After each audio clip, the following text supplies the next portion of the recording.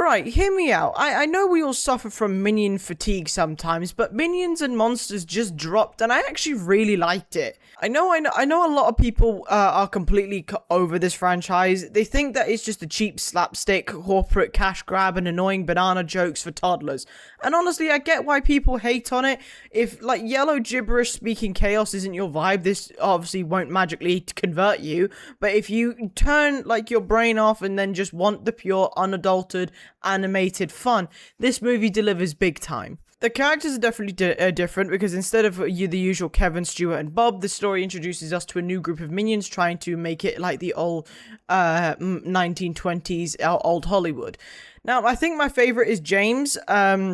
Short, blue-eyed minion who's basically aspiring indie film director. Watching a minion take movie making so seriously while surrounded by total chaos is actually peak comedy to me. I don't know why. And on the monster side, you have Goomy, a tiny, adorable Cthulhu-like creature, steals almost every scene that he's in. The premise is hilarious, don't get me wrong. The minions get fired from the movie studio when sound films are introduced because nobody can understand minionese. Apparently that's what it's actually called.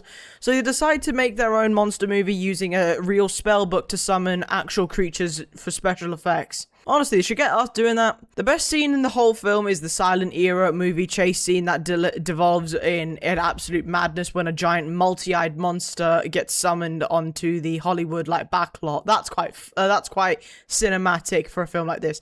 I think the visual gags are fast, clever, and paid a good tribute to the classic golden age Hollywood horror movies as well. However, if we're comparing it to say Despicable Me 4 or the original Minions, it doesn't really stand. It does definitely feel like a breath of fresh air. Setting it in the 1920s, Hollywood gives it a totally different visual style, and the score by John Powell sounds like a very classic Looney Tunes animation score. Now, it does feel much more like much more creative than just repeating the same villain of the week formula like they have. So I think I can acknowledge that and say that's good.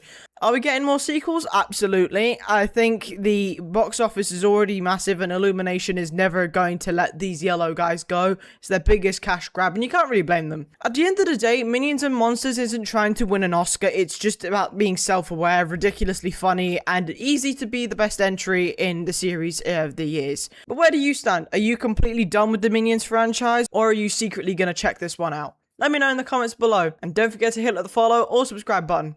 See ya!